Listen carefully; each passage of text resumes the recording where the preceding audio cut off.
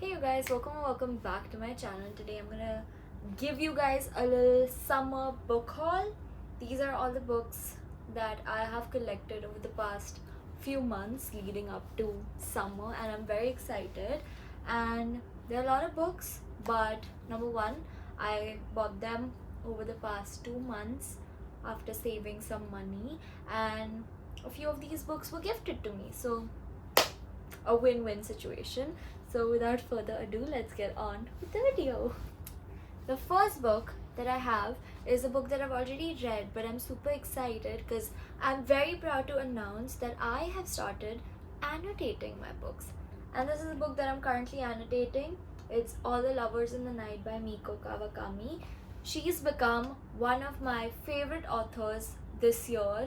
I think the only favorite author I have this year, because reading her books have given me a sense of satisfaction that I've been craving for super long. And yeah, whoa, there's a mosquito and it's having a ball in my room. Anyways, but one of my mutuals on my Bookstagram, which if you're not already following, shameless self promo, you should follow it. It's Ace Reads with a double S at the end on Instagram, and yeah, I post some really cool content on there. I'm more active on there than I'm on YouTube, which I hate, but short form content is better for my brain because I have like a 10-minute creativity window where I have a lot of energy, and then my brain just shuts down and I don't want to talk to anybody anymore, even if it's a camera. So as much as I love creating videos and I want to create, it's a bit difficult for me. So you should go follow me on there, and I also give a lot of reading updates from time to time. So yeah. Anyways, a fellow bookstagrammer on there, she suggested that you don't really have to annotate like everyone else by writing little notes and drawing and putting stickers on and everything. You don't need to ruin your book. You can just use a pencil.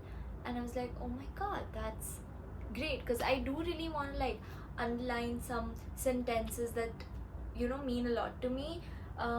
So I already annotated breasts and eggs with a pencil, just underlining sentences that I loved from the book, lines that really connected with me.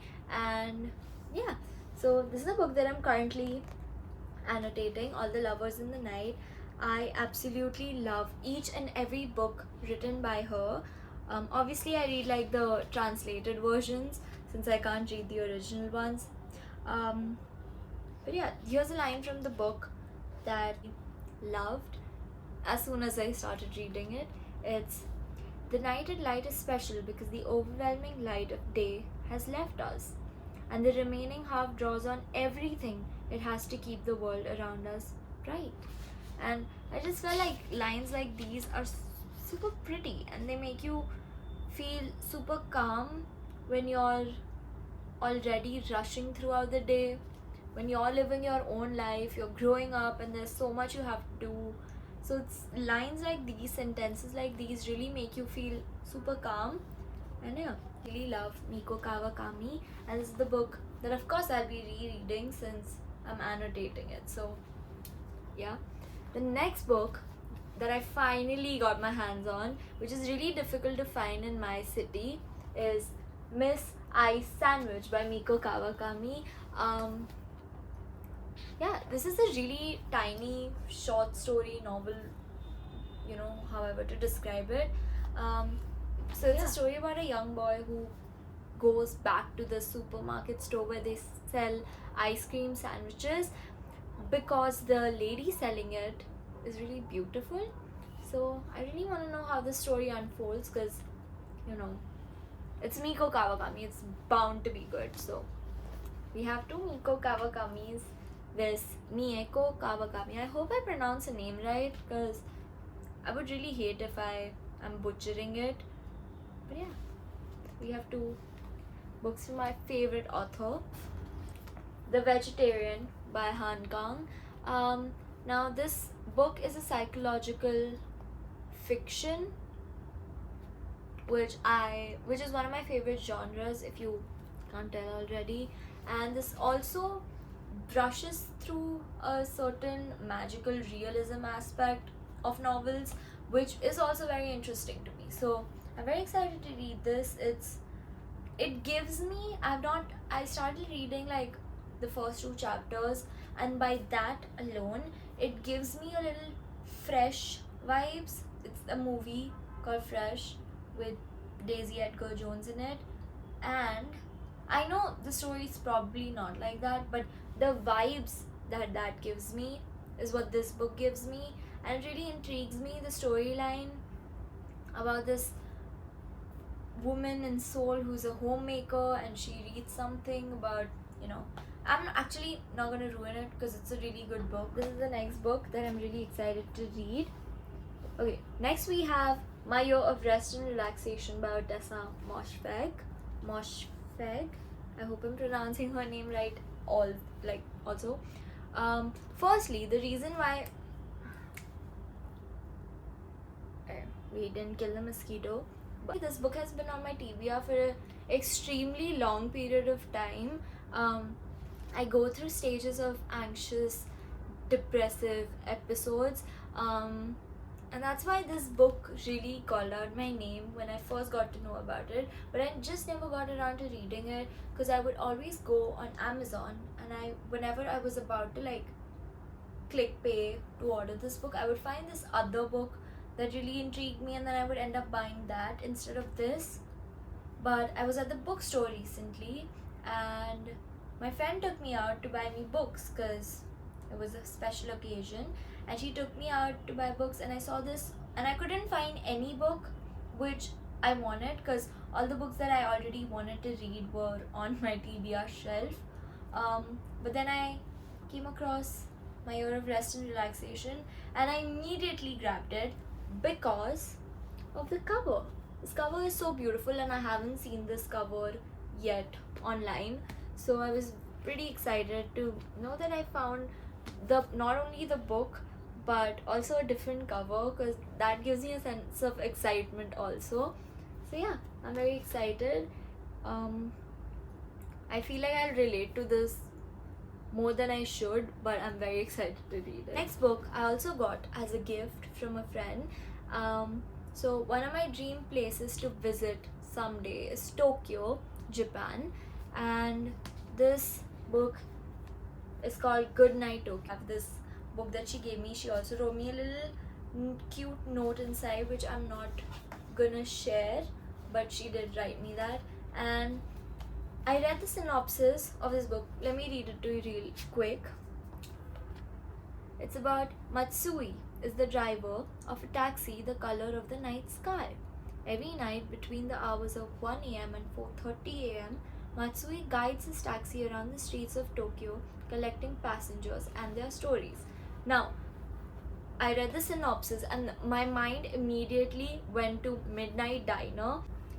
So if you guys haven't already watched that show, you definitely should. It's one of my most comforting shows that I watch when life's just been really tough on me, and it gives me, like, really calms me down. So it's called Midnight Diner, like I said, Tokyo series, and it's about this man who owns this diner in a small alleyway, and he opens it after the day ends.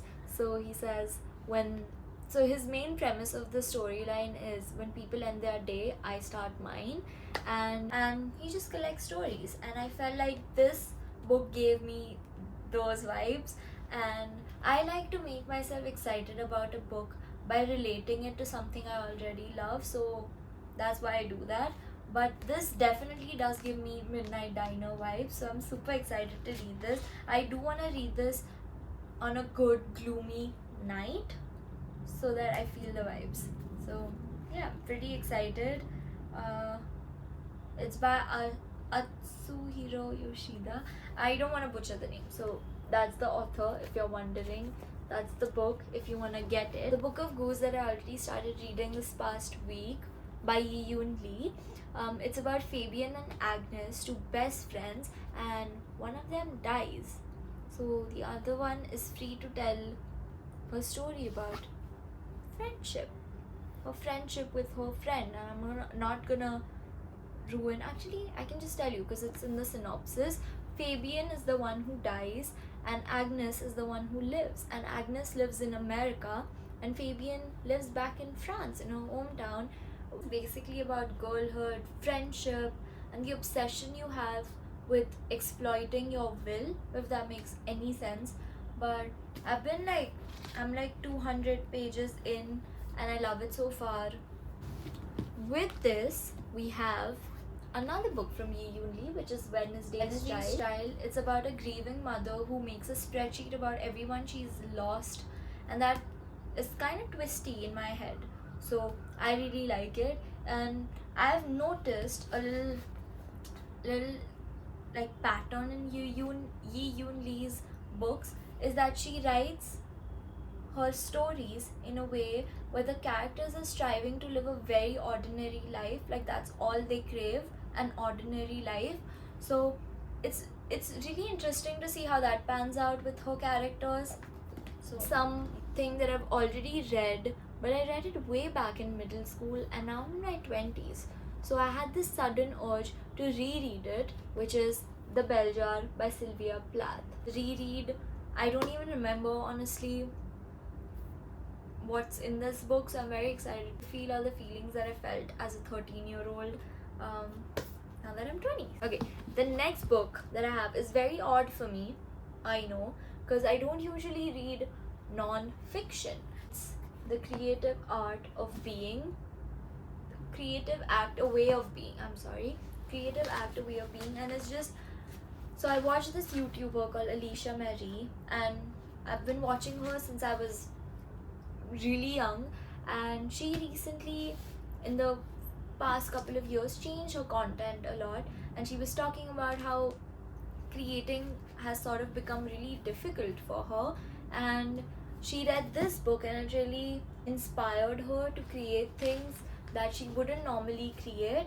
So I'm really excited. I used to be an extremely creative person, and I've been really struggling in the past few months with not being as creative as I used to be, and that is something that I've been struggling with all my life, because one moment you feel like, oh my god, I have no hobbies, I'm not creative at anything in my life, and then a few months pass, and then a few years pass, and you look back at the time when you thought you weren't creative, and you think, I'm never going to be as creative as I was back then.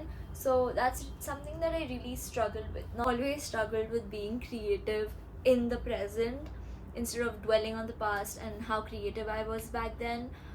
So I think this book, I've read like a few quotes, a few chapters just by the end of the summer, and hopefully have a new sense of being, and I hope a non-fiction book changes me completely. I'm just kidding. I don't want a non-fiction book to change me, but you get the gist. I'm mocking non-fiction readers, which I probably shouldn't. But anyways, with that, we come to an end of this book haul. The books that I've collected in the past 3 months, and I'm very excited to start reading and give you guys a book review at the end of the summer, and lots of reading vlogs to come, lots of new videos to come. Hopefully, I have a shit ton of ideas. It's just that we need to get those ideas rolling into content. So I hope you guys enjoyed this video of me just sitting talking to you guys about other books that I'm gonna read, and yeah, hopefully I'll see you guys in my next video. Bye.